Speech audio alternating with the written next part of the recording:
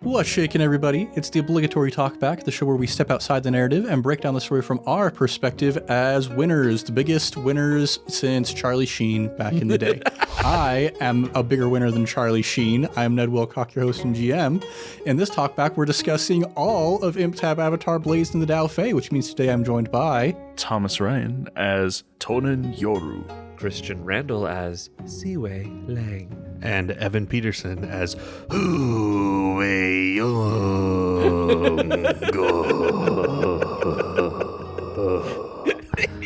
He almost carried it long enough.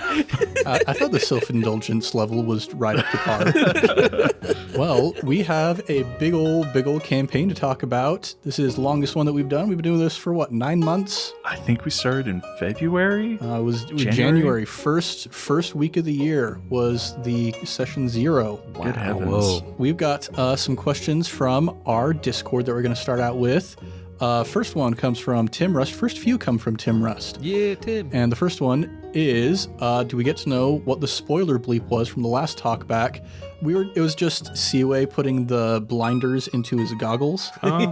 Yeah, I would have just cut it out completely, but it would have messed up the flow, and it was fun leaving it in there ultimately with the bleeps. But the next few are all part of the same broader question from Tim, who says, assuming the near canon of Blades in the Dark is the same near canon of 10,000 Things, so this is about Wei Young and his status as the Earth King. So first, is the Earth King in 10,000 Things, i.e. Earth King Jalun, a direct descendant of our beloved new fearless leader? That is the intent, at least. I don't know how Thomas feels about that, but I have a hard time because when I made Wei Young, I did not intend for him to have any sort of romantic interactions, and I succeeded in terms of this campaign at least. But, you got to continue the line. So I imagine at some point he marries someone and has a few kids and has to be a descendant in some way. But is it like a political marriage? Probably. I'm too busy doing my other stuff. Those Daofei aren't going to hunt themselves. Well, one of the follow-up questions was, did we meet the person that Wei Young married in the campaign? And a sub-question of that, is it Kitchi? I do not subscribe to Wei Itchy. Wei Itchy, what a terrible... It's a bad name. That's a bad name. That's the ship name. It's bad. Terrible shit. Wei Young and Kitchi, Wei Itchy. Anyway, I don't really think we interacted with many women. Not to be weird, but Kitchi couldn't also provide descendants, so... Oh yeah, wasn't that a plot point? Yeah, because I'm trying to remember, I don't think we actually talked about it in any of the talkbacks, but wasn't part of the reason why Kitchi and Kenai clung on to Wei Young so closely because they didn't actually have any children of their own? Mm-hmm. Yeah. Yes, it's true.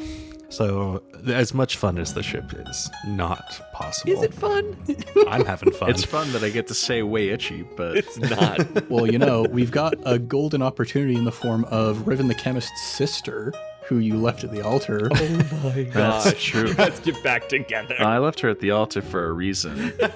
Look, Wei Young is a horrible person, even after he becomes a slightly better person. So I feel like if he gets married, it's to torment someone or to further his own agenda.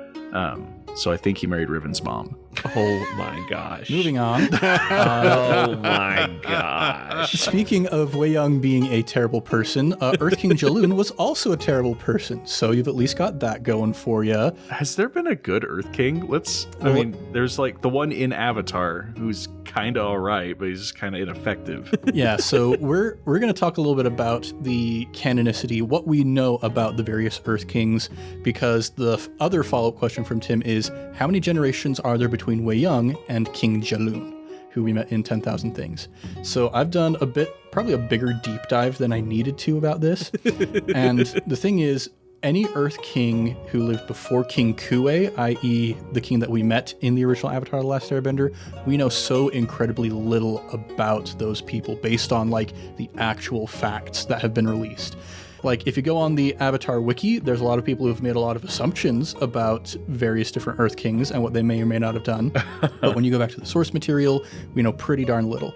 So let's start with Wei Young's father, the 46th Earth King, who we only really know anything about because there was a Flash game on Nickelodeon's website back in the day in which Kyoshi talked about, the foundation of the Dai Li and her interactions with the 46th Earth King. Wasn't given a name. There are some people who assume he might be the same person as an Earth King named Yi Ming, who we only know about because of a very brief thing that existed on Nickelodeon's website way back in the day that isn't on Nickelodeon's website anymore, saying that there was an Earth King named Yi Ming who instituted the building of a monorail because he got too tired trying to travel all the way across the city. That's all we know about those two individuals. Some people think they might be the same person. If they are the same person, then the monorail has screwed our entire attempt at being as canonical as possible. Yeah, so that's all we really know about the 46th Earth King. That would make Wei Young the 47th Earth King. Then we look at the other end of the spectrum. We've got King Kuei, who's the 52nd Earth King. His father died young, leaving Kuei to be the Earth King when he was 4 years old. He's the 51st Earth King, meaning that Jaloon has to be the 48th, 49th, or 50th Earth King. Jaloon, there's a lot that's not specified about him. We basically know that he was a contemporary with Sozin. He ruled during the Roku era. And since Kyoshi lived for so long, we have to assume that there were a lot of very long-lived Earth Kings during that span in the middle there. We know that Wei Young lived very long, longer than probably he should be able to. We assumed that Jaloon was very old at the beginning of the 100-Year War in 10,000 Things, and he's probably going to die pretty shortly thereafter, which I figure leaves room for probably one more Earth King before Kuei's father, which would make Jaloon theoretically the 49th Earth King, making him theoretically Wei Young's grandson. So that's what I've been able to come to based on the very limited information we have about the Earth Kings. What a history lesson. That was so much work. Yeah, it's a mess. Well, let's just say, if you ask us a question, we will get you an answer. Like we did anything. I'm not putting that much research into my grad school papers. Yes, I say we, and by that I mean Ned. I re-listened through my Singing Bowl rant recently, and that was a mess. There were definitely some facts I didn't get right in that little rant there. But yeah, there's our questions from good old Tim. Thanks for reaching out about that. Next, we've got a couple questions from Tetraslash. First one, how does the first meeting with the Avatar go after Wei Young is officially crowned? I mean, we know that the Avatar has not assassinated any Earth Kings. I feel like that would have come up in the Kyoshi anything. Mm-hmm. So I at least didn't get murdered outright. However, I imagine that Kyoshi isn't too hot at the political game, so I feel like she just doesn't trust anyone in like a leadership position, and so she doesn't like me, but she also doesn't hate me. And I got to go live a long, happy life in my coma. In your coma. You're doing some astral projection into the spirit world. Yeah. It's your character, so it's your place to say, but I do feel like Wei Young would have been at least a little sassy about, oh, nice to have you back while you were gone. I had to personally deal with this Father Glowworm situation. Yeah, probably. Wei Young probably would have been like, oh, yeah, remember Father Glowworm? That problem you didn't fix? Well, guess who did? Maybe you should call me the Avatar. Yeah, I would imagine that there's definitely some high tensions. Like, one of the very few things we do know about the 46th Earth King is Kyoshi strong-armed him into like writing a new constitution and kind of restructuring the democracy. Was it a democracy? Restructuring the governance, broadly speaking, of the Earth Kingdom. Mm-hmm. And he wasn't very happy about that. And then King Jaloon, as soon as he got a chance, reversed all of those policies. So I would assume that between the time Kyoshi forces them to restructure things and her death, there's just a lot of tension between the Avatar and the Earth King about like, we'd really like to do things our way over here. And Kyoshi being like, well, you can, but I'll kill you if you do. So yeah, probably not a great relationship there. But then our next question from Tetraslash. In the vein of Seaway Strip North, what do the other lads do on their first day off, including Day? What does Day do on Day's day off? Day's day off. That would be a great little one shot. Mm-hmm. I think Wei Young doesn't take days off. He's just immediately diving in. So nothing. He doesn't take a day off. He's out to kill. He's on that grind mentality. He's on that grind, baby. Grinding up Daofei leaders. Hey. I think this might be a good time to reveal Day's Vice, actually. Yes. Yeah, it never came up. So now might be the time. So Day's Vice is that he would go on Okay, so his wife is dead, and she would possess the bodies of other people, and he would go on dates with her. Isn't that awesome? That's Dave's vice. So good. Yeah, because on the character sheet for the Whisper, one of the allies you can have is a possessor ghost, and take that and run with it. Holy cow. Yeah, so that was Dave's vice. And, you know, since ghosts are coming back just because of Father Glowworm, I realize he probably doesn't get to see his wife anymore. Yeah, probably. Which is kind of a bummer. So I imagine that Dave's first day off is just a day of remembrance, right? Go and visit the wife's grave. Very solid answer. There you go. All right. Tonin, do you Is have... this supposed to be lighthearted? Sorry. I mean, probably. Tonin, do you have a non-depressing answer for what you do on your first day off? First day off, I walk by all the metallurgists and I sigh about my missing bowl. No, Wistfully remember the good times. no, I think that he takes a good while, like, actually going. Like, the first day is probably going to the Earth Sage enclaves and kicking the dust, seeing what happens, like seeing what the state of things actually is, and kind of laying the groundwork for what his next 20 plus years is going to be. Just meeting the other Earth Sages that are still around and seeing what he has to work with. And so Tonin also doesn't take days off. No, it's not really a day off. I mean, I guess his first quote-unquote day off might just be to Lake Laogai and enjoy a nice beach episode. We never did get our beach episode. Maybe one of these days. Well, our final question from the audience comes from Michael Sear, who asks, could we get a few favorite moments in the campaign from each cast member? Number one favorite moment is when we just did not realize the door was unlocked. Our The very first thing we did, we tried to open a door, and that somehow stops us. That was hands down the best. I'd been thinking about this one, and I was going to say, like, I feel like I don't want to sound weird doing the first episode, but my favorite moment was also, well, it wasn't entirely just the door being unlocked, but it was, I had pictured, you know, my Seaway character, this gentle giant who's like really tough and mean during jobs, but really soft and genial off jobs. And I feel like I couldn't have pictured his introduction going any better than like being soft and genial, failing to knock down an unlocked door, and then immediately just becoming Batman and sinking into the shadows and taking out, what was it, 2 or 3 guys without anyone knowing I was even there. I was really happy with that introduction to Seaway, and I couldn't have written a better way to introduce him to the audience. That's improv, baby. That's improv, baby. I actually would say one of my favorite parts is how absolutely horrible the job went with the soup kitchen. Like, it went so well at first. We were like, guys, this game is awesome. We got this. And then it went so bad. And just the absolute panic of trying to be like, okay, how do we fix this? Because it's just getting worse. That was really fun. Because honestly, I feel like this system really shines when things are going horribly. Yeah. Which is why it's designed that 5 out of 6 rolls will cause something to go wrong. Yeah. It's fun. Yeah, I got to pull a few different switcheroos during the campaign, but I think my favorite switcheroo was also during the Cabbage Garden, when you realized, oh wait, the thing that we were going to accuse Deliao of doing is what she's actually doing the whole time. That was so annoying. It's so funny. Oh, I also really liked the gag in the last couple episodes with I pull out my second pistol. Oh, the second pistol. It made me laugh. A couple days later, I sat down and Kinsey was watching this anime on Netflix, and I didn't know anything about it. And these 2 guys were like challenging each other to a duel, and they was like weapon of choice. And the first guy pulled out a sword, and my brain was like, oh, okay, so it's like kind of medieval fantasy. I was like, it'd be really funny if the other guy just like had a gun, and the other guy just pulls out a pistol. And he was like, why'd you bring a sword to this fight? They then proceeded to have a really awesome fight where the guy's like cutting his bullets out of the air because it's anime. But I about rolled off the couch laughing just thinking of I pull out my second pistol.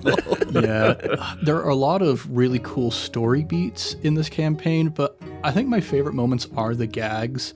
Like, I think, honestly, my favorite moment in the campaign is the first time Tonin is pretending to be the Vice Dean of Invertebrates, and he's just like, yeah, I'm going to back him up by saying, yeah. And then C was me, like, I slap him on the back to clear his throat. That honestly might be my favorite moment in the campaign, is the Vice Dean of Invertebrates. I will say the Vice Dean of Invertebrates was a stroke of something, because it was very fun. The giant of comedy. It might have just been a stroke. Maybe. I'm pretty partial to any time Eelhound was on stage. I feel like I sometimes wonder if Eelhound was something only we found funny. Audience, if you liked Eelhound, please let me know, because he never came up in the patron Discord. He's our Scrappy Doo. No, Don't make him Scrappy Doo. He also might be something that only you, as the Masked Spirits, knew existed, because you kept forgetting to, like, bring him on jobs and kept forgetting to use him during downtime. And the only time somebody who wasn't a member of the Masked Spirits interacted with him, it was the spirit of the deceased Earth King. So it's entirely possible that Eelhound was just another spirit who was messing with you guys. We didn't even realize. That would explain so much. Turns out Eelhound is our imaginary friend. Does Jenna count as a masked spirit? Because I think she was uncomfortable with him a few times. That makes sense. Maybe she was just uncomfortable with, like, us all staring at a blank corner and talking, and she's like, what are you guys talking about? I do actually have to correct myself from the previous talkback when I was talking about what the Eelhound is. I assumed that, if you're creating a fantastical world, you only need one giant lizard rideable creature that can move on land and water. Turns out there's two. The Eelhound is the one that Master Piandao uses, but the ones that Azula and her girls ride are called mongoose lizards. Oh, the more you know. That is weird that there's two. Yeah, right? So now I want to talk about a couple things that I kind of had in mind from the very beginning of the campaign, now that we've gotten through the entire thing. And the first is what inspired me to do this entire campaign in the first place. And it actually goes back to our finale talkback for 10,000 Things, where we were talking about Lung Khao City Block and how we didn't actually spend a lot of time down there, and about how, it would have been really cool if we could have spent some time in the deep reaches figuring out why this place is so haunted. And I was like, wait a second, we'll do an entire campaign about why Lung Khao is so haunted. And then the ideas started coming together of like, okay, Kyoshi era, Blaze in the Dark, Father Glowworm, like burrowing holes between the worlds and whatnot. So I figured that even though Father Glowworm has been defeated at this point, there's still enough of his influence left behind deep down beneath the city that it is still haunted down there and people don't like going down there. I like that. Hot dog. So like having that in mind from the beginning of the campaign, there were a couple other things, little Easter eggs. So like in the cover art for Blades in the Daofei, there's a little Easter egg on Seaway's wolf mask. There's the eye in the center of the forehead. We'll call it Father Glowworm. In the theme song for Blades in the Daofei, during the second half, it starts out with like strings and French horns and stuff, and then it switches over to this like distorted guitar synth, and there's like this chugging bass line. That was to like kind of signal the switch over to realizing, oh wait, there's lots of weird spirit stuff going on. That was kind of like Father Glowworm's theme at that point. And kind of the other little Easter egg was in the very beginning one, we were figuring out what we wanted to call the ectoplasm stuff, how we came up with Spirit Moss. The reason why I wanted it to be something ectoplasm-esque was to represent the mucus that Father Glowworm has himself encased in. Yum. Look at all that thinking you did. Sounds like you did a lot of planning for this improv, Ned. Yep, and as soon as I came up with all that, I stopped planning. Well, kind of moving into these final couple episodes, I want to, like we've mentioned a couple times, I can't remember if it's in the episodes or if it was just in the talkbacks, how nice it feels to have that tactile sensation of being able to roll more dice the further you get along with your progression, this real sense of like moving to the point where you're more capable, where you're able to do things you weren't able to before. And I think you guys did like just absolutely all the right prep in your level up progression to be able to make this final job run as smoothly as it did. Like even then, it was still a very rough job that took quite a toll on you folks, but it ran much smoother than it could have if you tried to do that at the beginning, because like a few examples, Tonin taking the command option to be able to not only bring Kenai from the other side, but also to be able to command Ko to back off while you're bringing Day back from the spirit world. We've got Day learning the ritual to be able to separate the bound spirits. We've got Wei Young getting those sight potions so you guys can negate the resistance rolls when you fight Father Glowworm. Siwei taking the Ghost Fighter move so that you can also get that extra bonus of not having to like take drawbacks to your attacks.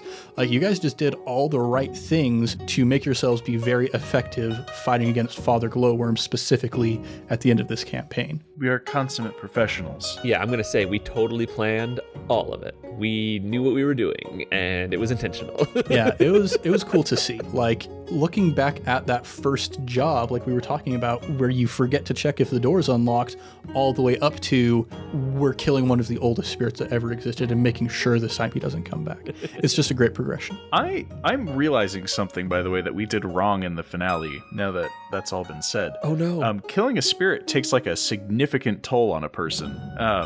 Who got the killing blow?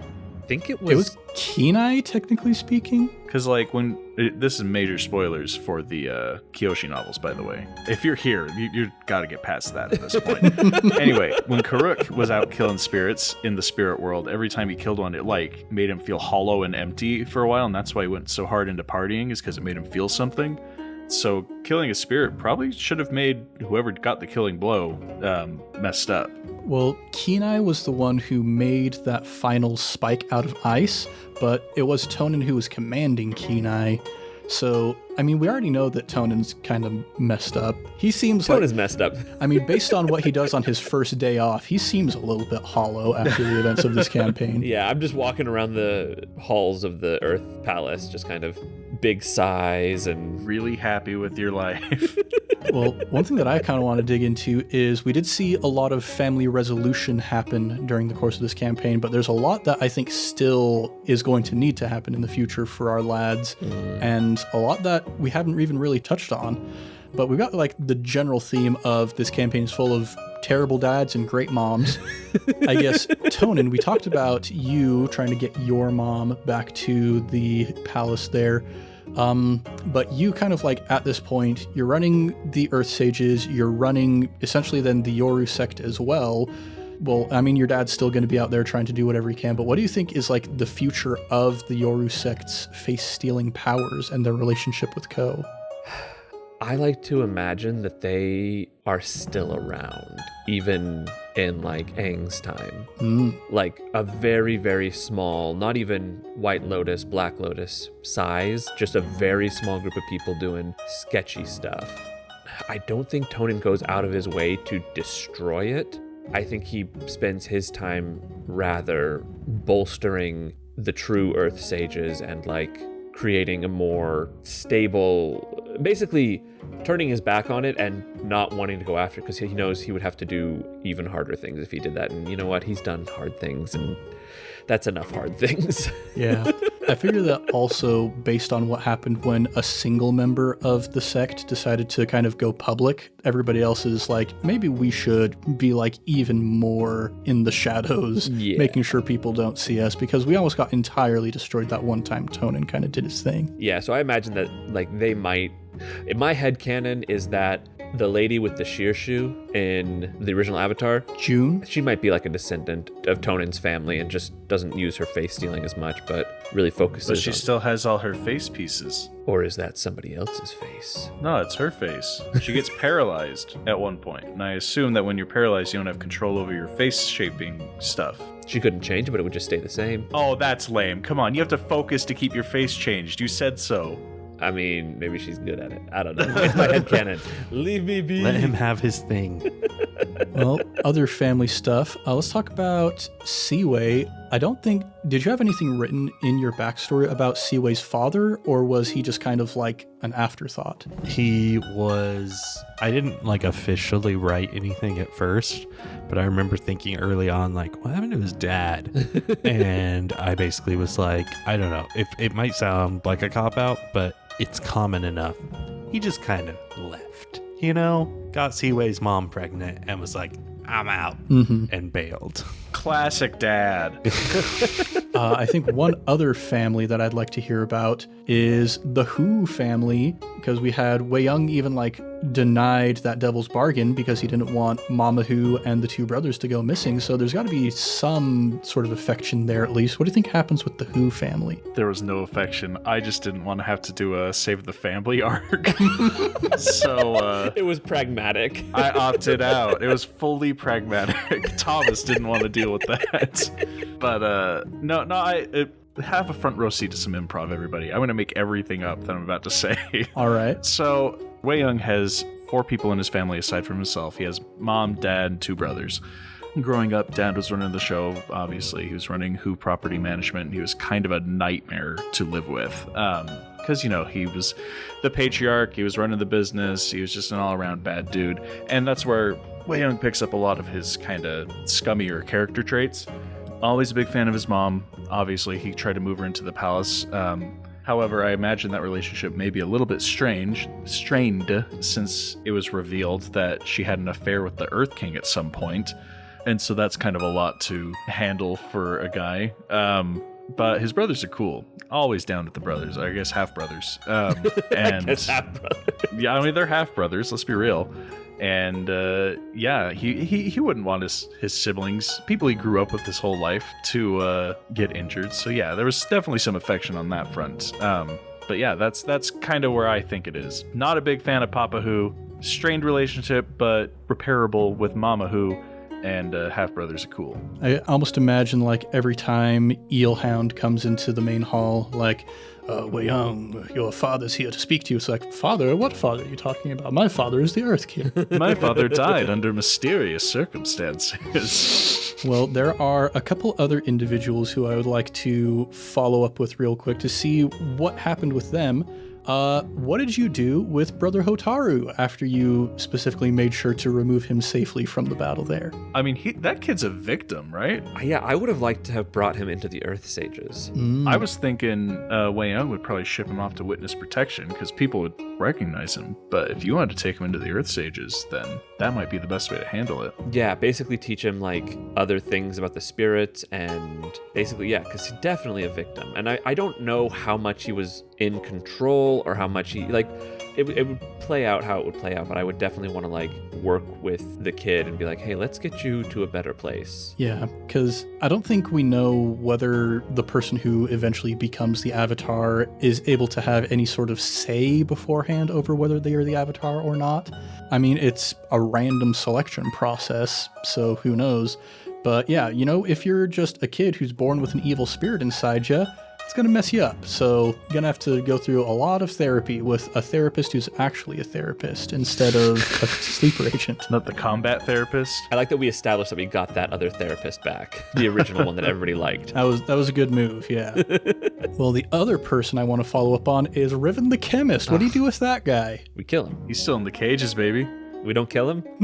He's going to spend a long life in that cage next to the shear shoes. I've realized Hu Wei Young having all the power in a city where Riven exists. It doesn't matter whether he was already in the cage or not. He wasn't lasting long if he didn't get out of Ba Sing Se. No, look, hey, am I a reformed person or am I not? I don't know. Are you? Some of your answers in this talkback are still kind of anti-character growth. I just really want to be a bad guy.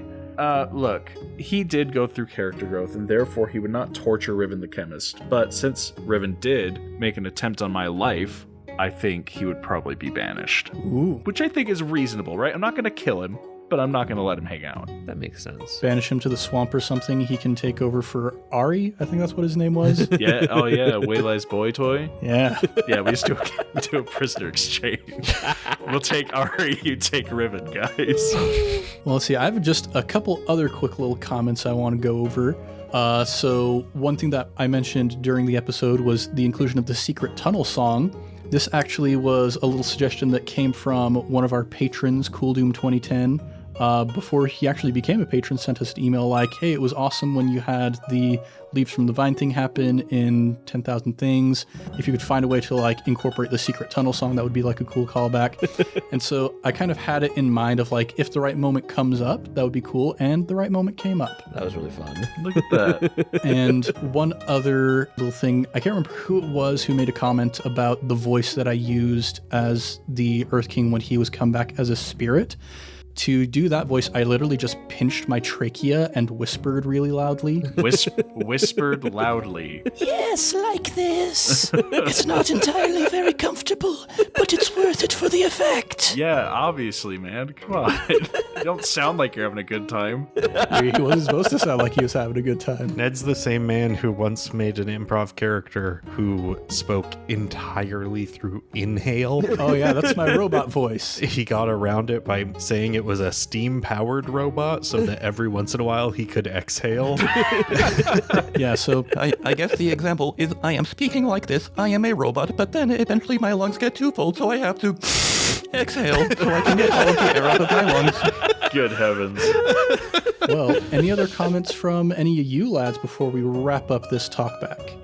Should we do a quick where everyone went after the campaign for every character that we ran into? Like, what happened to Gecko Senior and Gecko Junior? Gecko Jr. had a meeting with Gecko Senior one-on-one under the guise of having reparations, and then smothered him with a pillow. Yeah. Oh, gosh. What happened to the Jings? Well, one of them remained dead. One of them is underneath Lake Laogai, so that is up to Wei Young what he wants to do with that Jing. Dead. Yeah, okay. Dead. And the other one, after that execution happens, is like, well, this has been fun. I'm going to run away to Ember Island and never talk to anybody ever again. Nice. Become an actor. What happened to Eelhound post-campaign? That I do want to know. Eelhound was a spirit the whole time. Surprise! He wasn't able to stay. Plot twist. He wasn't able to hang around anymore after Father Glowworm was defeated, so he had to go back to the spirit He just world. faded into the background. You know, that's probably the only canon way to explain a character actively hacking their own lungs up and swallowing them again. So upsetting. I hated it. It's a horror spirit. What happened to Yang? He also retired. This is going to be the last one. Yang also retired. I had a really good one after this. Okay, we'll do one more after this. Yang also retired. He decided to head out to some of the fields and become a poppy grower. Oh, good for him. Nice. That's an awesome job. What happened to Cheech and Chong? Hey, Cheech and Chong, they came back when the therapist came back, and they were like, hey, can we have our job back? I did not hire them. Okay, after No, that, they can come back. They can come back. I'm just being about it. Oh, cool. All right, Cheech and Chong lived long and happy lives as court jesters for the Earth King, I suppose. Sounds appropriate enough. Oh, wait. I do have one more. This one is actually good. This one's actually good, okay? I feel like Okay. this one deserves a finale, all right? Kitchi. Oh, We know she died within like a year, but what did she do for that year? I'll leave that one up to Evan. for that year? I mean, her and Wei Young played Pai Show once a week. We did. Oh, I'm not. Did we say she went to live at the palace in the finale? I think so, yeah. She did go to live at the palace. So she just, she lived comfortably, enjoyed a lavish life. She was already helping out, weirdly enough, working for the mass spirits for the end there a little bit, filling her time with that. No, she managed to keep herself busy, and she spent a lot of her free time in meditation and study, kind of trying to come to peace with the idea that she was like, well, life without my husband is miserable, but the spirit world is a horrifying hellscape that I don't really want to spend eternity in. And she sort of had to come to peace with that and study more about the spirit world and try and learn about the places that it's not a horrifying hellscape. And she also, realized that even the bad part, she was with her husband, and even as she left, she realized that she would rather be there with him than in the real world without him. So she went peacefully into the spirit world to be reunited with Kenai. Very nice. Very nice. Well, I think that's going to do it then for this here wrap up. Dear patrons, you will get the exclusive finale of the Butler Quiz game show. We're going to go record that separately right after this. But everybody else, thanks so much for listening. Thanks for joining us on this wonderful story. We've had a grand time doing it. And next week, keep your ears out for an update episode. I'm going to be talking about the future of the show, what's going to be happening on the main feed, and what's going to be happening on the patron feed. We've been doing a lot of work behind the scenes. I've been doing that duck column on top, but legs fiercely swimming underneath sort of thing, getting this all in place. And we're very excited for the future of the show. But until next time, I'm Ned Wilcock, and I have tiger blood and Adonis DNA, and I've been joined by... Dude, what is up with you and Charlie Sheen right now? I don't know. It just came to me in a fit of desire to relive the late 2000s, I suppose. I'm Thomas Ryan, and I don't want to relive the late 2000s. I'm Christian Randall. I wish I had bought property in 2008. I was a freshman in high school. I couldn't do that. I'm Evan Peterson, and I wish I'd bought Bitcoin. On that note, much love and stuff, everybody. We'll catch you next time on the Obligatory Talkback.